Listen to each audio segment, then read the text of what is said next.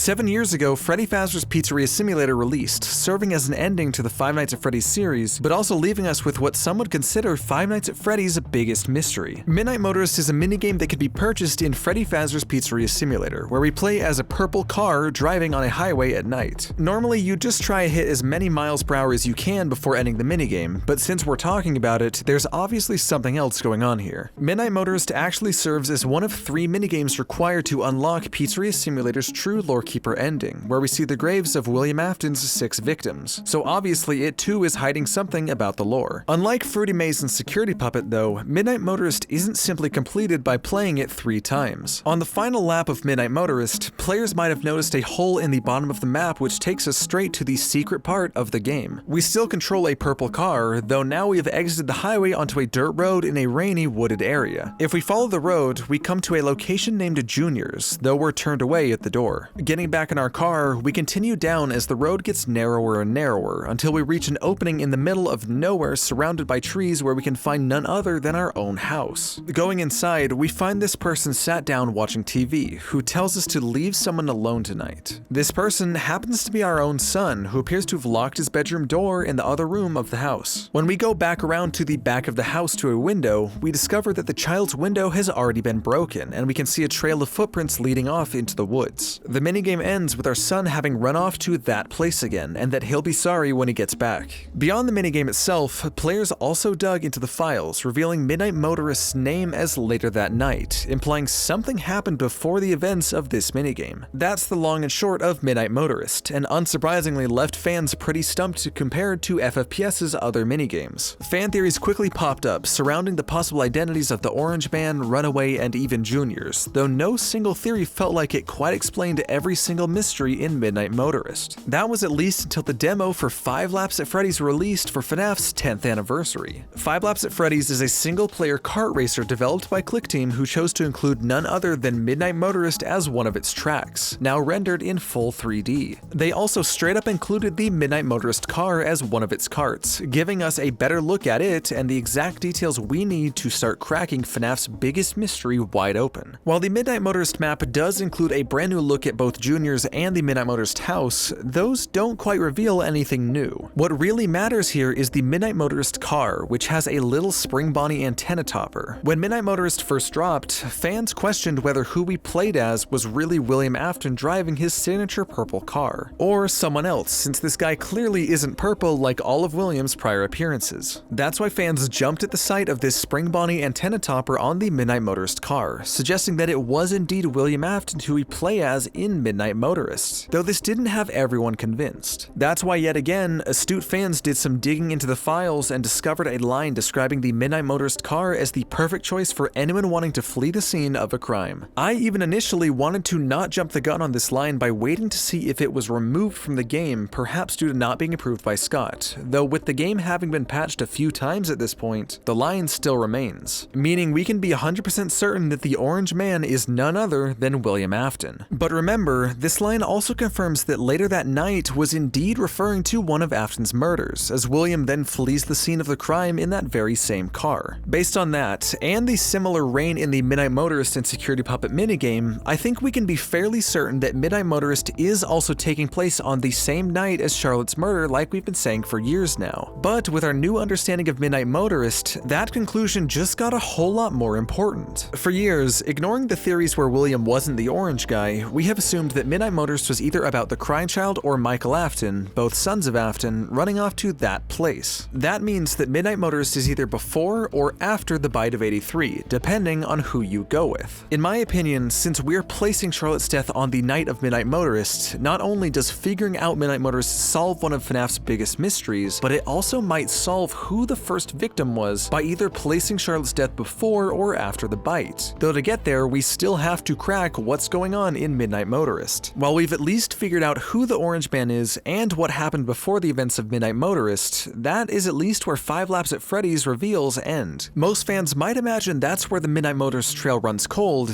if it weren't for one more piece of Five Nights at Freddy's, found in FNAF VR. At the surface, Five Nights at Freddy's VR doesn't seem like it contains anything that directly links back to Midnight Motorist, and that's because it's not the base game that connects, but it's DLC. FNAF VR DLC Curse of Dreadbear is a Halloween DLC where where we get looks at the Wizards, Nightmares, and even the titular Dreadbear himself all crammed into a seeming recreation of Fall Fest 83. Here in the menu is actually where we see that information displayed, though just off to the side of it is actually a peculiar car with white headlights, which isn't entirely visible to be a truck from the player's POV. Despite this, we can actually interact with this truck by pressing a button found on the side of the terminal, which turns the car's headlights purple as a clear reference to Midnight Motorist. With this one simple Easter egg, we can actually start to piece together a series of connections between Midnight Motorist and Curse of Dreadbear that might just crack FNAF's biggest mystery wide open. And it all starts with this house. In the menu of Curse of Dreadbear, off in the distance is this house, which fans might recognize from its distinct silhouette as the FNAF 4 menu house, but that's not everywhere it's appeared. Think about the depiction of this house, always off in the distance up on a hill in a wooded area. That is the exact description of the Midnight Motorist house, meaning we've seen parts of Midnight Motorist's plot as early as Five Nights at Freddy's 4. With what we know about FNAF 4 and Midnight Motorist, we know this has to be the house of the Afton family, but strangely it's not the same one as in FNAF 4. That one was clearly in a neighborhood next to Fredbear's Family Diner, a setting we get a better look at from the sister location post-night minigames, while the Midnight Motorist house is basically sat alone in the middle of the forest. It's clear Midnight Motorist is either showing us the Aftons before or after the bite, either living in a house out in the woods before moving closer to Fredbear's, or moving away from it following their tragedy. Midnight Motorist ultimately boils down to the story of three characters: Michael Afton, William Afton, and the Crying Child. However, the story of Midnight Motorist can go very differently depending on where you place those characters. Case in point, we know that William is the driver headed home after killing Charlotte, but one of the first points in Midnight Motorist we have to actually make a decision on is when we meet the gray person sitting on a couch watching TV. Let's assume this is obviously Michael Afton, since it's a person sitting at a couch watching TV like we see Mike do in Sister Location. Maybe his dialogue's a bit out of character, but at least we'd know this is happening before the bite since he's not the one running away. The runaway would instead be the Crying Child who had a bad day for whatever reason, running off into the night to that place again. So where exactly would that place be? Well, it'd have to be either Fredbear's Family Diner or Freddy Fazbear's Pizza, though the where doesn't ultimately matter as much as the why, specifically because he didn't go alone. Here's where we're actually going to start to run into some of Midnight Motorist's biggest problems. On the frame where we see our son's footprints leading off into the forest, we can also see another set of prints made by what is very clearly an animatronic. Early theories about these pointed towards them being evidence of William Afton dressing up in the Spring Bonnie suit at some kid's house to abduct them, exactly like how it's described in one of UCN's Toy Chica cutscenes, but we now know that can't happen since this is William himself discovering this. On top of these mysterious footprints, Midnight Motorist also has one more mystery in this debate whose frustrations have rivaled even that of the box. In Midnight Motorist, just before Juniors, there's a crook in the road where we can actually park our car, letting us get out and walk into a clearing where we find a single pile of dirt. This mound is somehow the single most unexplained part of this minigame, with most fans uncertain even about the possibilities of what could be inside. Early theories noted that this mound bears striking resemblance to those of the Twisted Ones, who bury themselves during the day and abduct victims at night. But note that I said during the day. The mound looks rather unobstructed for one whose animatronic should be walking around in the woods as we speak, and that's on top of the runaway's footprints showing they clearly walked off with it instead of being stomach snatched like we know the Twisted Ones like to do, so that's definitely not the answer here. So what is actually going on here? Well, simply put, these footprints make it impossible for the Crying Child to be the runaway. At this point on the timeline where only Charlotte has died, and on the very same night no less, there is no viable animatronic to lead the Crying Child off into the woods. At one point I assumed it was Shadow Freddy being created by Charlotte's murder that same night, but there's one big reason that can't be the case. Five Nights at Freddy's 4 is a game that left many of its mysteries too vague for fans to solve, but one that's been clear since the game launched is it's showing us the origins of Shadow Freddy. Just after the bite and the Crying Child's death, we start facing Nightmare in the game's nightmare sequences, who we know is Shadow Freddy thanks to the game's files, implying that Shadow Freddy was created by the Crying Child's agony in the wake of his death to Fredbear. In that case, there just isn't a single character that would make sense to have left these footprints, so maybe we need to back up. Let's go all the way back to Juniors, that strange location we're turned away from at the start of Midnight Motorist. For a while, theorists tried saying this was a Freddy's establishment which William was being turned away from, even likening it to the FNAF 2 location or even comparing its layout to Fredbear's itself. himself. However, after nearly 7 years and no Freddy's location named Jr.'s in sight, I think we can all confidently say that this wasn't ever intended to be a Freddy's, and is instead a bar that William was turned away from after getting too drunk. That idea always kind of bugged fans though, as inserting a random bar into the plot doesn't seem to do much, but I actually do think nearly everyone missed exactly why it makes sense. William of course would have no reason to drink his sorrows away if it were this early in the timeline, but if something like the bite had already happened, he might have a bit of a better reason. He might also have a better reason to have moved far away from Fredbear's Family Diner, the place that ruined his family, the exact place he'd murder Charlotte that very night in a drunken rage. So what would that mean for Michael? Well, remember how we remarked about this dialogue being just a little out of character for Michael. Truth be told, it isn't just a little out of character. Teenager or not, a kid just doesn't talk to their parent like this, especially an abusive one who might even be drunk. Fans have argued on whether Mike being nice to the crying child here is because this is all a while before the events of FNAF 4 and his bullying, but ultimately that doesn't matter because nice or not, Mike just wouldn't be talking back to William like that.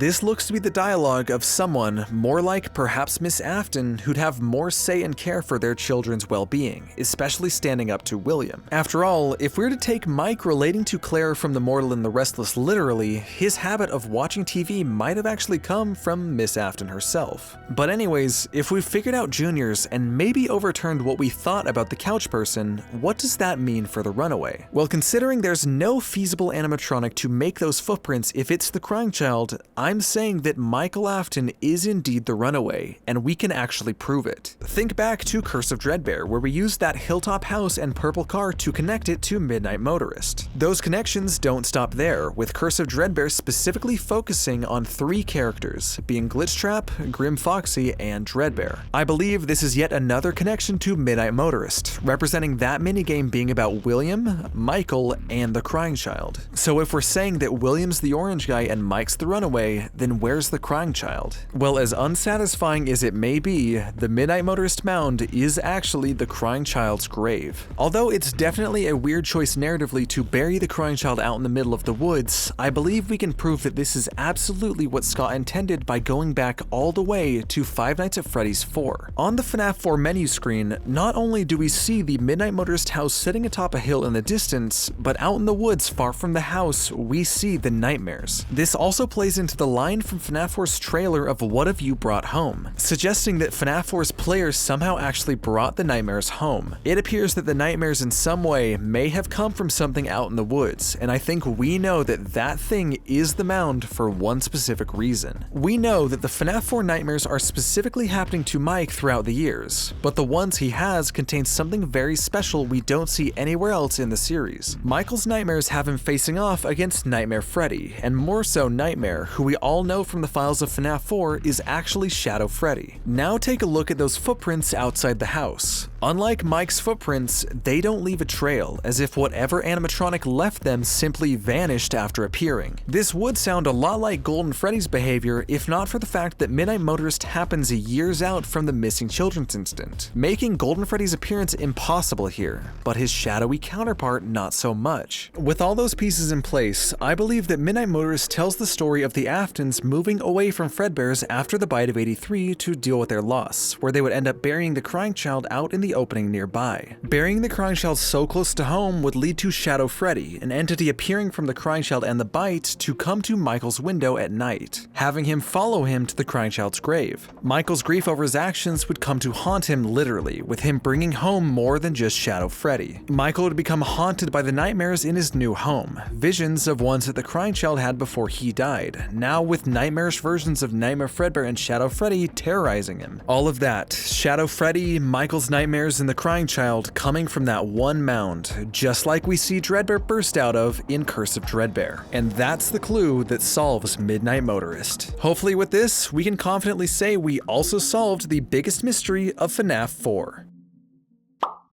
Oh, fuck.